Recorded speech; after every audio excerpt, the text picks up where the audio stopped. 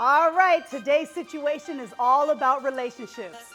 Is it time for a check-in, a checkup, or maybe it's time to check out? Oh yeah, we're going there, baby. That is the conversation, so get ready. Starts right now. Situations and conversations with Trey Renee. Situations and conversations with Trey Renee. Real situations, real conversations. Empowering the community leads to elevation. Entertainment and education, no better time than now. Pure enlightenment for the crowd. This is Situations and Conversations with Trey Renee. Welcome to Situations and Conversations. I am your host, Trey Renee. Thank you so much for joining us today. The situation is all about relationships, so I am sure you are eagerly awaiting this conversation, as am I, because I have one of my favorite people on the planet here to discuss all things relationships. She's an author. She's also a relationship expert, and she's a consultant, and she's here to help us all out today. Please welcome Heidi B, everybody. Thank you. Great, thank you for having me. It's so good to be here. I'm having such a blast. I hate to say like you're a repeat offender because it sounds really bad, but I say that in the most loving way possible because we have been together for a long time. That's true. I'm 100% a subscriber. I'm here for it. I'm like your number one super fan. So I'm so glad to be back. Thank you for sharing your platform with me. Thanks for bringing me on for a conversation. And we are, the situations that we have some real stuff to talk about man, today. listen, and it's all very real. Yeah. And so are you, which is why I love having you here. We approach things with a lot of humor, but relationships, especially hopefully coming out of this COVID pandemic, look different. So much for different. so many people. Oh, 100%. So let's just jump right in. Yeah. How, with your clients and what you've been seeing, how have relationships changed during the COVID pandemic as opposed to before and what you're seeing now? Well, I think it's so interesting because a lot of stress, COVID was a lot of stress, right? It was some trauma for people. It was stressful for people. And I think stress on a relationship a lot of times really makes it go one way or the other. Mm-hmm. It's hard to live in the gray area, to be really flexible, to be super compassionate, to give everyone the benefit of the doubt when you have a huge stressor like a global pandemic and having to suddenly homeschool all of your kids and having to suddenly spend all your time with all your people who you do love dearly, but normally don't spend that much time with all of them. Mm-hmm. That makes all of the stuff that we bring to the table and that provides our relationships some flexibility and some I guess that's the best word, breathability. Mm-hmm. It just makes all of that harder to do because it's just easier when we're under that amount of stress to be to either be forget it or to be I'm all in, right? And so I feel what COVID probably did for most people was either push them to one side of the spectrum. Either it had you questioning your relationship or it had you feeling, oh my God, even more solid than ever. But I think a lot of that attributes to just this extreme stress that we've been under for a long time. It's not even an acute moment of duress. It's years now, months long of prolonged stress. And that would change any relationship. That makes total sense. And you know what I'm finding is a theme on the show this whole season so far? Stress. Yeah. And how your body reacts to it, but also how your mind reacts to it. And so, and your heart, because we're talking about heart business here. Yeah. And so I found that a lot of people, and I almost want to put myself in this, I didn't think that my relationship was stressed so much during COVID. Mm-hmm. But I do feel like a lot has been revealed. Yeah. And I'm not the only one. I mean, full transparency, I'm going through a divorce. Mm-hmm. And it's not the easiest thing, but it also feels like it's the best thing for everyone because that infighting and all the things, and that sounds like a whole nother show. Mm-hmm. But what I want to talk about are the ways that people can either, if you want to work on the relationship, how best do you do that? Mm-hmm. But quite honestly, a lot of people ask me, when do you know it's time to walk away and check out of a relationship? Yeah, this is a tough question, right? And I have to put a caveat out here, which is that everyone's experience is different. The hardest part about leaving a relationship is that no one can give you a checklist I mean, I'm divorced. I am in my second marriage. My husband and I have been married for 5 years almost. Okay. But prior to this, like in another lifetime, I was married to somebody else, right? And I remember like trying to figure out if I was going to leave that first marriage, and it wasn't even under the duress of global pandemic. Right. And I was trying to figure out what to do, and I'm like, God, could somebody just give me a list, like that if I did all these things on this list, then it would be okay for me to get divorced, right? Okay. Then I would feel good about it. If I had asked to go to therapy, if I had gone to therapy myself, if I had caught them cheating, if I could just check this list off. And so unfortunately, there's not a checklist for ending a relationship. And a lot of times, even though it feels so difficult to do in the moment, it is like the best thing for you. You know, coming out the other side, it will feel good, but it's like, it is a difficult process. No matter how much you know it's a right thing for you, it's really hard. It's really painful because like nobody goes into any kind of relationship, much less a marriage or a long-term relationship, thinking like, well, I'm going to be exiting this one day. Right, exactly. You know, you don't really plan on it being forever. Right? But Yeah. then sometimes forever is and yesterday. sometimes a relationship has run its course. So, you know, one of the ways I think that people can, one of the ways to know that maybe it's time to evaluate or like make a change is just like trying to think about like what are, I talk about non-negotiables a lot. And so, for some people, like trustworthiness is a non-negotiable, meaning like if my trust is broken in in a major way, we're not coming back from that, no matter how much you or I want to, no matter how much we wish it was different, no matter how much therapy we do around it, like this is an irreparable like deal breaker for me. Okay. So I think and sometimes that big stuff can actually make it easier to go, well, they cheated, and so I'm out. Right. That's for some of us that get divorced over things that are not as monumental, that can be like that. It can be even harder to navigate something that's like a lesser, because like the reality is like sometimes people just grow apart. And I know, and you know what's so weird? People say that all the time. We just grew apart. We just grew apart. But then you look back and you go and you see some couples like, well, how do they? Everybody grows. Yeah. Hopefully. Yes. Right. Nobody's staying stagnant. Yeah. Hopefully. But if you can't grow together, like, is there a way that people could have tried to grow together, or I think is you're it right. Therapy? Yeah, I think you're right. I actually think you're absolutely right. Like everyone grows in relationship. Like none of us are in the relationship with the same person none of us are even the same person that we were at the beginning of a relationship. So I think it's important but both partners have to make the effort of like growing and turning towards one another. And a lot of times, especially today, there's so much distraction. Right? There's so much, the grass is always greener. There's this mindset of like the grass is always greener. So I'll just like start talking to somebody on maybe, I'm using this as an example, like maybe one of the partners starts talking to somebody on Instagram or starts talking to somebody on TikTok. And like all of a sudden it's like that is a welcome distraction for them, or work is a distraction, or raising our kids is a distraction. All of these things can be distractions to doing some growth work and then coming back to each other, turning back inward to each other, reconnecting, recommitting to reconnecting. It's just a lot, it feels easier to be like, oh, this new thing over here, I'll chase this new thing. Right, ooh, shiny thing, yes, shiny thing. Like culturally we have like a shiny object obsession, right? And so I think the relationships that did the best during COVID and that do the best long term are those relationships where we know that like we're gonna be growing in different ways and at different paces, but we always make time to come back to each other, despite all of the distractions that we have. Right. So I think that like if you are thinking about checking out of your relationship, I would ask you to consider: is there something that has happened in your relationship that is absolutely irreparable that you think there's just no coming back from? Is this a matter of just like trying to turn toward one another? And is this something? I mean, I think the final thing I would say is that like you can lead a horse to water, but you can't make them drink, right? So if you're willing to come to this relationship, but your partner is not, like reciprocity is really important to relationships. And so, I think the best thing you can do if you're thinking about making a change is to like honestly talk with your partner about your discomfort or your sadness about where you're at, and then to ask them to join you on the journey, to come back to you. And like, but you can't make that happen. Right. And you can't do it by yourself. Yeah. Can't do it by yourself. Nope. Okay, good. So I know, we can sit here and talk about this. I know, sorry, that was a long answer. But no, it's fine. No, it's all good. People need to hear it. This is a great conversation because the situation is very real.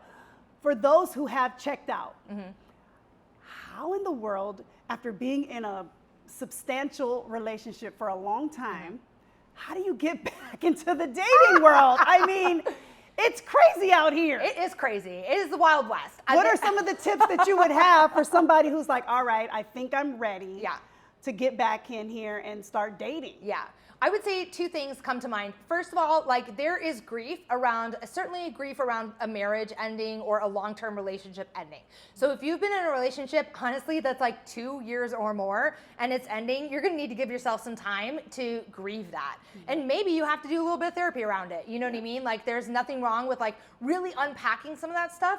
Because if you really want to be in another relationship, we all have to look at the stuff that we've done and the ones that we've been in that like crumbled because of, we have to like find our parts. We have to have some accountability for our part in whatever happened to that long-term relationship. So I think there's going to be some grieving period. I think you're going to probably have to do a little bit of work. And then I think you're probably going to have to date just for dating's sake. Oh. Right? So you are going to have to get out there just at some stage to be like, I'm just out here trying this again. Oh my goodness, that just sounds awful. Like what, just randos? Just well, kinda... I mean, I think like just kind of getting back into the practice of meeting people and chatting with them and going out and like, and getting back into the practice of evaluating, like, what is it like to go on a date? What do I need to know from somebody? Like, what do I care about? Like, what do I value? What are my values? What are my ideals? And the best What's way to my do that- escape plan? What's my escape plan? Because listen, honey, how many times has somebody been out on a date and they're like, this ain't it? You know what I mean? You better have somebody that you can text, call, save some kind of word, something. You need something in your back pocket to get out. 100%. 100%. But then when you've done a little bit of dating around, just to like, you know, because I always say you got to kiss a bunch of frogs, right? You're going to have to go on some of these, like, you're going to have to go on some bad dates before you find the person. So like when you think you're getting ready, just like start to date for the sake of dating. Make sure you're honest with the people you're dating. You know, I'm just back to the dating pool, not looking for anything serious, just trying to figure out how this goes again. And then when you're ready to date for a relationship, then I think you should start to think about what are my top 5 deal breakers? What are the 5 things that are must-haves or must-nots? And I am going to commit to only dating people that meet at least 3 of these. Only 3?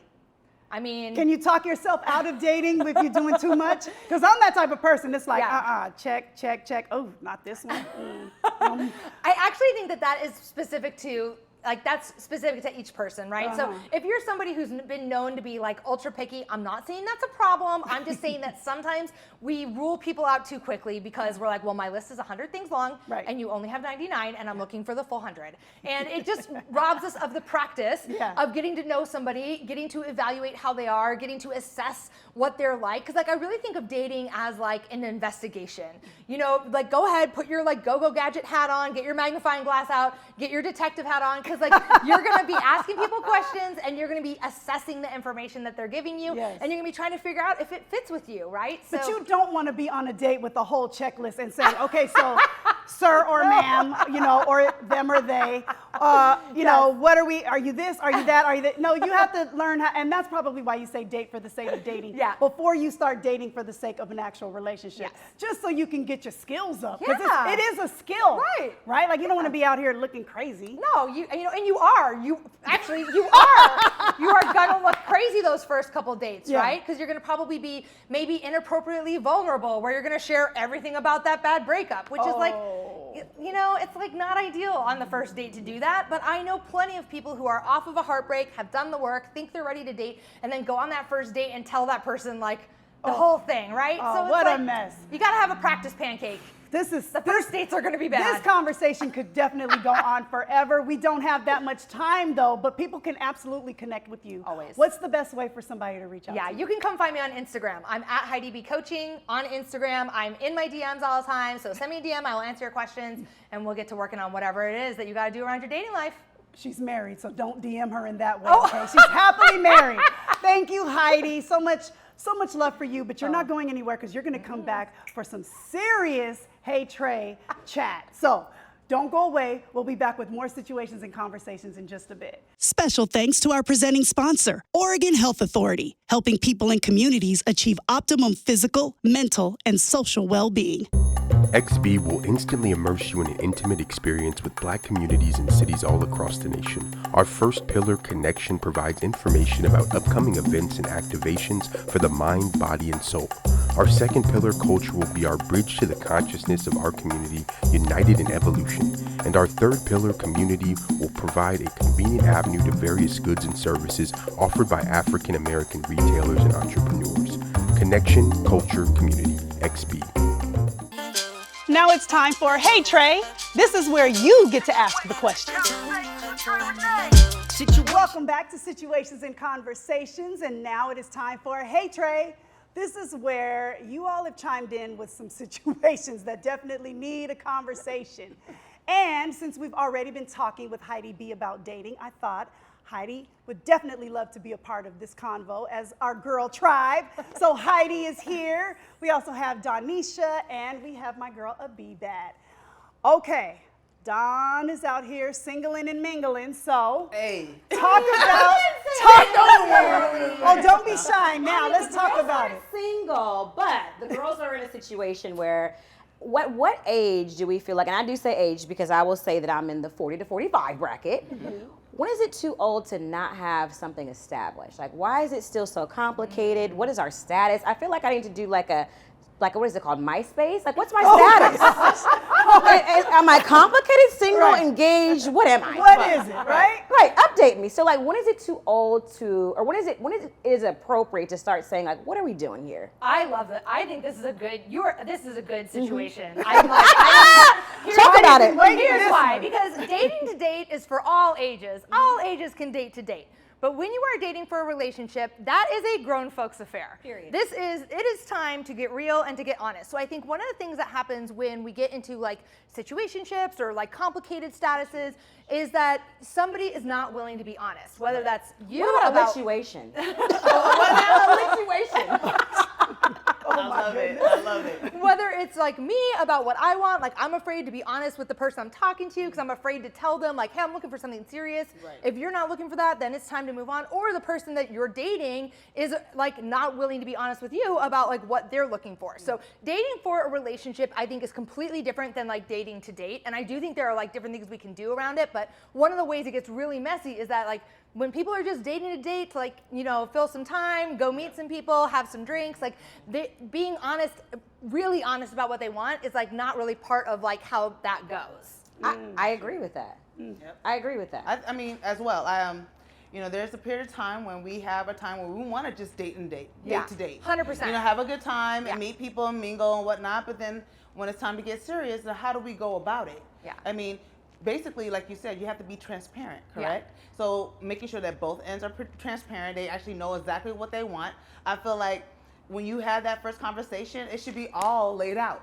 Like, I mean, I think sometimes we get a little carried away and we overthink about like, man, I shouldn't just tell him everything. Like, no, tell him everything because if he doesn't know everything, then he doesn't know how he's going to deal with you and vice versa. Like, I need to know exactly how I'm going to deal with you. Yeah. Or like, I want you to know what you're going to get. Exactly. Like, you know, like I'm wife material. Yeah. Or like, you know, okay. I mean, I'm a busybody. I'm busy. I'm always working. I'm literally always working. That's what you're going to get from me. And the reality is like somebody who's trying to evaluate whether or not you're good in partnership deserves to know that you're somebody who's always working all the time. Or like, you know, my husband knows who he married. Like you will not catch me at a campsite. I am not interested in camping, glamping, really the Pacific Northwest. It's too wet for me, but he knows that. So he does not ask me to do that stuff because we made it very clear. But I think I think you're absolutely right. I think that, you know, when it comes time to dating for a relationship, it's time for us to get real honest right at the jump so that people know what they're getting, so that everyone can start to evaluate with can start to evaluate whether or not they really want what you're bringing to the table.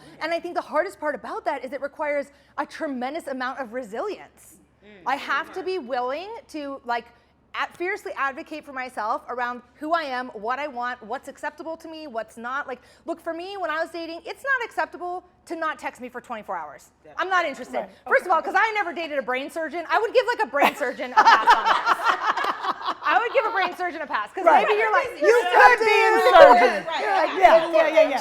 But even they on Grey's Anatomy can easily say, can you text somebody back and let them know that I'm in the middle of this person's brain? Yes, you know? And even now they'd be like, hey Siri, text Trey that I'm saying, right? Like, come on. Technology is far too advanced for anybody to, miss a whole text in 24 hours. And I'm somebody for whom like that is not acceptable. I need my partner to be responsive to me. So in order to like find somebody who fits that kind of deal breaker criteria for me, I had to be honest, and and it really meant I had to get like grounded in who I am and go, it's okay. Like, not everybody thinks this is a good idea, or not everybody's gonna like that. There are certainly some people out there that will hear me joking about this 24, talking about, it's not a joke, it's the real, like, it's real. But will hear me talking about it and be like, Note to self, make sure you reply to Heidi within 24 hours. That part. We love you, girl. "You're not leaving me on red." No. But here, what you talk about, don't leave on red. That's a big thing, though. Yeah. Yes, I see With you on these red. young people. Even if you have an Android, I know you read that. I know You read that. I done turned my FaceTime on. I know the tricks and trades, baby. Don't do me. I mean, that part, you know? Oh my God. That's so funny. Guys, don't go away. When I say we're coming right back, we're coming right back. So, hang on. In 2020, the Black community of Portland came together to stand up to police brutality. Simultaneously, a global pandemic was changing the world as we knew it. More than 2 years later, we're still trying to recover. Now more than ever, small minority businesses are in need of support to keep their doors open. The Black community of Portland also needs safe Black spaces where they can come together to cultivate relationships and new ideas. The XB app aims to empower the Black marketplace as well as the community as a whole. Join us in offering a singular platform that highlights Black community members and businesses as well as local events. One community, one goal, one platform, XB.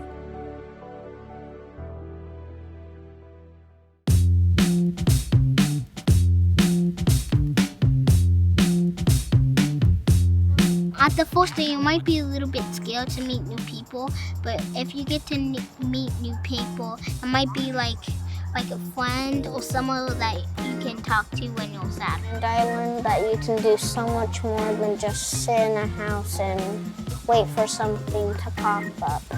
I liked canoeing because I've never been on a boat before.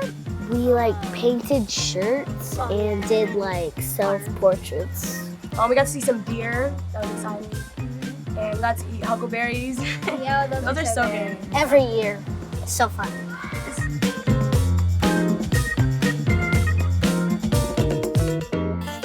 Now it's time for Hey Trey.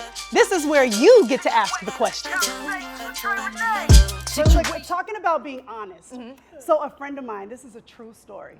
A friend of mine is very heavy into the swipe dating, the apps and the online and everything. And she had really started connecting with this guy. But when they met, he did not reveal. They were at a restaurant and he took off his jacket and he only had one arm. Wow. This is not and look, don't laugh over there. No, but she was like, what do I do now? Yeah. And I kept thinking to myself, this is a question for Heidi B. This is a good question. Yeah. She already had a connection with him, so she liked him a lot. Yeah. But he wasn't completely honest about his situation. Yeah. Physically. Yeah. Got there and he's, the one arm man. Yeah, so I think that part of this is reflects on his resilience of See, I'm so mad at you because I was trying not to. I was like, yeah. You just got to. I was like, they're gonna see me smirking right now. And that's what happened. That's what happened. To me, I think that that's indicative of somebody who's really not sure about what it's gonna be like to be fully themselves, right? Who's still kind of trying to manage how the world sees them and whatever. And so I think on her part, yeah, of course she feels a little bit like bait and switch, right? Because that's a pretty substantial piece of information. That would be for me, I'm a sober alcoholic. I've been in recovery a long time. That would be as if I went on a date with somebody, agreed to go to a bar with them, and then didn't even tell, and then eventually and never ever told them that the reason I didn't drink was because I was sober. It's a huge part of my life. It's a huge piece of who I am. And so even though it's a difference because that person has a physical, something different about them physically, it's really this is about it's really about how am I trying to say this? It's kind of dishonest by omission to not mention this huge piece of you, whether that's physical, emotional, mental, whatever that is, right? And so I don't think you have to say that on the very first interaction, oh, hey, by the way, but I think if you're gonna meet up with somebody. This is my thing though. This is my only thing though. Right. Yeah. I need to see. Do they get to say that about us with our wigs? I pull my wig off. I have no hair. Because underneath this, I got hair, but it's just not as long. It ain't this. It ain't right. So could they say that about me with my wigs? My nails, I my think eyelashes. it's definitely different when it comes to something like this physical. You cannot help the situation, right? I think you definitely need to be transparent off jump. I need to see photos of you fully. Yeah. And at the end of the day, it's like it puts you in a position. It's like I gotta pick and choose. Like, am I mad because that person didn't tell me the truth? Yeah. You know what I mean? Or is this person gonna be always gonna hold back from me all the time? Right. That is how I'm going to look at it. You know. And I think in terms of like your friend and her thoughts about this, it's like, look, if part of when people talk to me about like going back to the dating scene, if they are being in the dating scene, I always suggest, we're going to talk about this, or I would suggest like that they have a list of at least 5 deal breakers, and that somebody that they date should meet at least 3 of those. And so like if one of the deal breakers for this friend is like physical attraction or physical fitness or about the body or like certain height, because some people are like, oh, my person has to be 6 feet or taller, has to have brown eyes, has to, like some people really like the physical detailing of somebody, like somebody's physical appearance really matters to them. It's okay that it does, right? It just means that like, okay, and if physical appearance really matters to your friend, then like this person might not be a match. And then if it doesn't, there's a place here for her to like just think about this level of honesty and also have some compassion for him and his experience of like, maybe he doesn't want to tell people this off the jump. Maybe, like maybe there is, I think it's when we date, it's so easy to get, because it's so personal. Yes. Right? It's so personal. It's so easy to like get to these extremes of black and white thinking, of like yes or no, binary thinking, yes or no, break up or don't. And like I think with this there is some gray area to be navigated around like, look, I can understand why you didn't want to tell me that.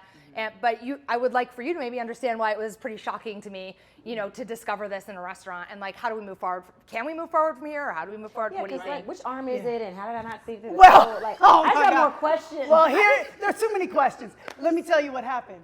She excused herself and she left. Oh, wow. I do think that's bad manners. That is, of course, it's bad manners, but it was also bad manners for him to show up and not be his whole self. And I'm not being funny, but I mean his whole honest self. Yeah. You know what I'm saying? Well, and so it's like, the same thing, like, a lot of times we'll hear like men complain about women don't look like their pictures or whatever. So the wig situation.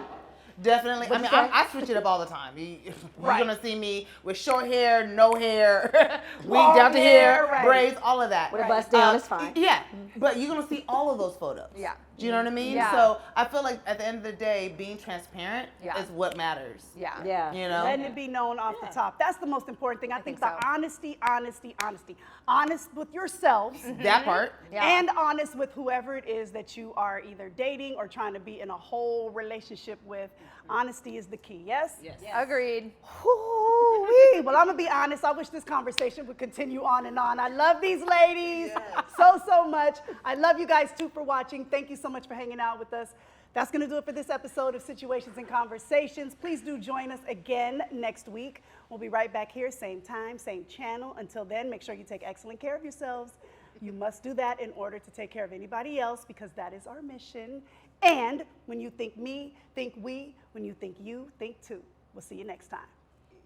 Special thanks to our presenting sponsor, Oregon Health Authority, helping people and communities achieve optimum physical, mental, and social well-being. And thanks to Tabiva Styles for hair and makeup glam, as well as Adorn Boutiques for my wardrobe. Situations and Conversations with Trey Renee is shot on location at Loiza Event Space in Portland. Situations and Conversations with Trey Renee is a Bum Juice Entertainment production in conjunction with Thomas Chung Films, Bloom Beauty Collective, and Allen & Unger Consulting Group. Situations and Conversations with Trey Renee, Saturdays at 11 a.m. on Fox 12 Plus. Situations and Conversations with Trey Renee.